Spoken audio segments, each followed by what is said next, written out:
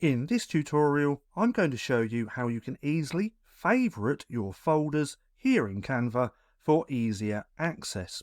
Now, if we come over here to Projects on the left-hand side, we're going to see all of the folders that we have. Now, as you can see, I have quite a few. But let's say I wanted to favourite one of these, just to make it easier to access this folder.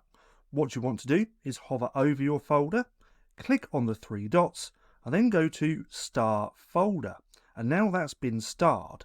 Now if we go back to the Canva homepage and look over here on the left hand side, this folder is here now for easier access. Now to unstar that folder is just as easy. What we want to do is just hover over the starred folder here on the left hand side, and then we can click on the little X to unstar that folder. So if we now click that, that starred folder has now been deleted. But that's how easy it is to favourite your folders here in Canva. Now, if you found this video helpful at all, then please consider giving me a like, as it does really help out the channel. And if you're not too sure what to watch next, then click right here and watch this playlist.